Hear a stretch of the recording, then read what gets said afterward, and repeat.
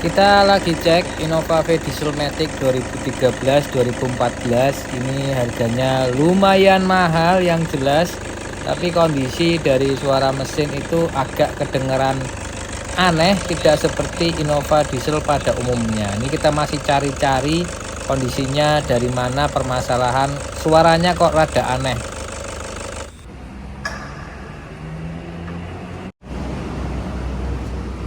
Assalamualaikum warahmatullahi wabarakatuh. Halo semuanya, ketemu lagi sama saya Sungging Trenggono di channel saya SDMB TV. Ini pagi-pagi jam setengah 5 kita sudah sampai di wilayah Banjarnegara. Ini kita lagi mau melakukan pengecekan unit permintaan pesanan, itu Innova Diesel V-Matic, dan ini ada di wilayah sini. Nanti kita mau cek dulu karena kita sudah banyak sekali melakukan pengecekan di wilayah Jawa Tengah dan Jakarta. Itu kondisi banyak sekali yang belum masuk kriteria. Jadi mudah-mudahan kali ini unitnya bisa masuk kriteria.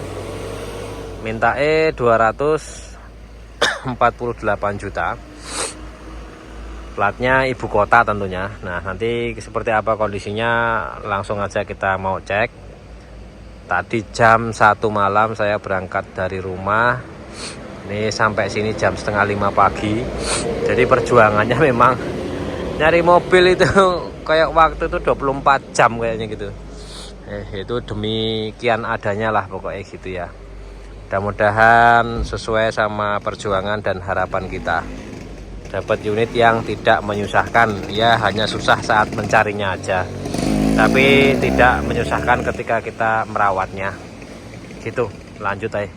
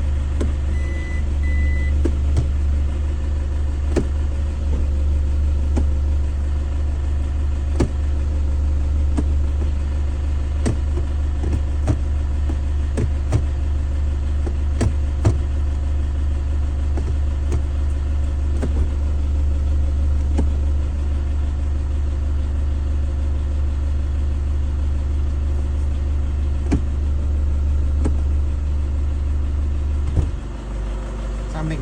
Bisa. Iya. Oh.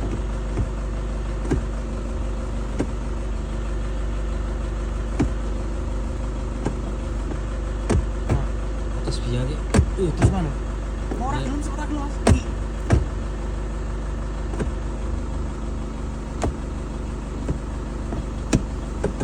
Ini masih aman. Nyampe ya?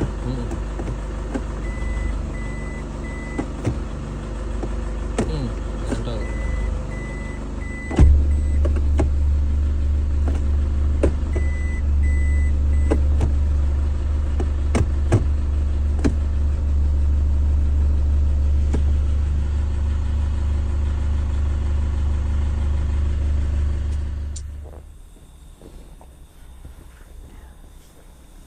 Oke, alhamdulillah kita sudah sampai rumah kemarin beberapa waktu yang lalu.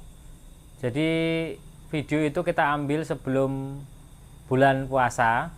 Jadi kurang lebih 2 bulan atau 3 bulan yang lalu. Kenapa saya baru upload sekarang? Itu karena kita menghindari hal-hal yang tidak diinginkan. Kita nunggu mobil yang kita cek itu laku dulu, baru kita melakukan upload video pengecekan mobil itu. Jadi kita berangkat jam 1 malam dari rumah sampai sana sekitar jam 6, jam 7 pagi. Jadi kurang lebih ya hampir 5 jam lah perjalanan ya. Terus kita lakukan pengecekan mungkin sekitar 1 jam di sana.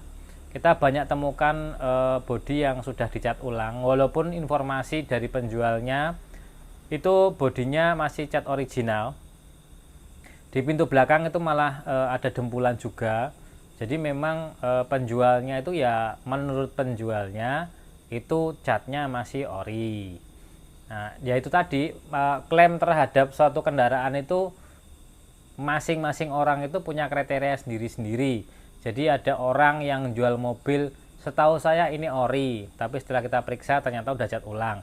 Karena kalau kita sampaikan ini udah cat ulang, ini buktinya, ini buktinya, itu nanti malah jadi perdebatan yang nggak ada manfaatnya dan nggak ada ujungnya. Jadi ketika kita menemukan penjual yang mengatakan dari awal informasinya catnya masih original, kita temukan yang udah nggak original seperti itu, kita no comment. Jadi kita tidak sampaikan apapun itu pertemuan kita tidak sampaikan keluhan terhadap mobil itu, tidak kita sampaikan. Yang jelas kita mundur alon-alon, jadi mundur balik kanan gitu aja, karena apa yang disampaikan di awal tidak sesuai dengan apa pada barang kenyataannya. Karena rata-rata ya begitu ya, rata-rata itu kan yang jual mobil tidak mengerti tentang basic dasar sebuah mobil. Artinya menurut mereka ya tak pakai normal aja mobilnya bisa jalan, tak pakai nggak mogok, itu dianggap adalah mobil itu masih layak dan masih bagus. Jadi makanya kriterianya itu kan tiap masing-masing orang itu beda-beda. Nah ketika kita ketemu sama penjual yang seperti itu, ya itu nggak bisa ngomong lagi. Artinya ya wes kita balik kanan aja gitu kan. Kemarin kita temukan itu kan mulai dari bodi yang udah cat ulang, kemudian ada sedikit dempul di pintu belakang, kemudian juga suara mesin itu aneh banget.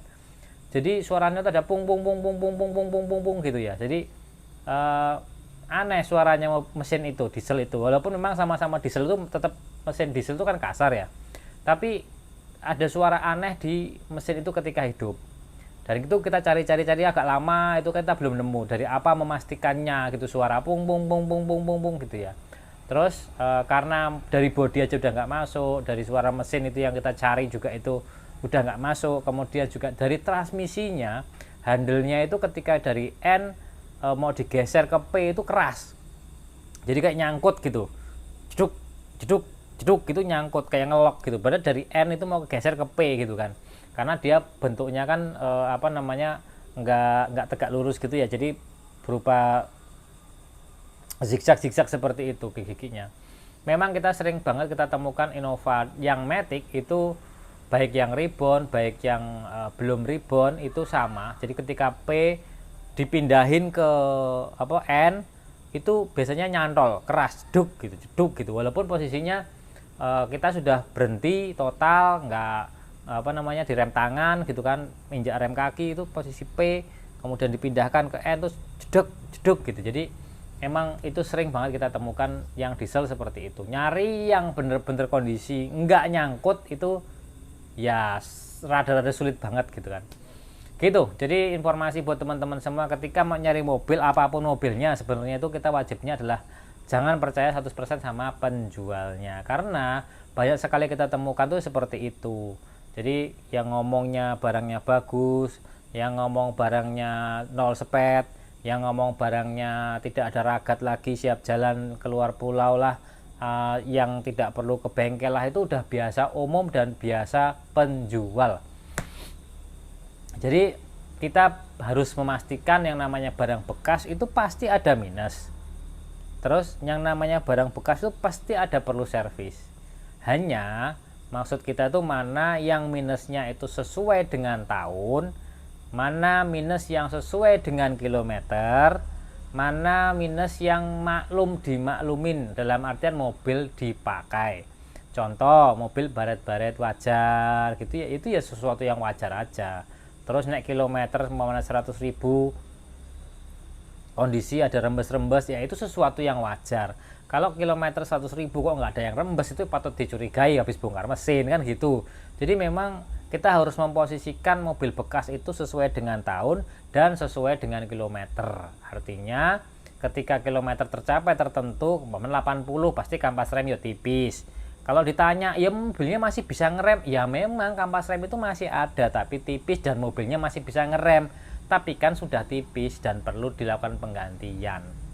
Itu. Jadi teman-teman tuh harus menelaah dan memilah-milah mana yang bener-bener mereka itu ngejual mobil dengan kondisi yang layak bertanggung jawabkan, ngerti luar dalamnya mobil itu, atau hanya orang yang jual mobil ya biar gimana caranya mobilnya biar cepet laku gitu aja. Jadi lambe lamis gitu loh. Jadi licin gitu loh suaranya, ya apa halus gitu ya. Apa aja pokoknya semuanya dibilangnya barangnya itu bagus, mulus, apik, tanpa ragat, udah bahasa basi dan bahasa baku gitu aja kalau menurut saya.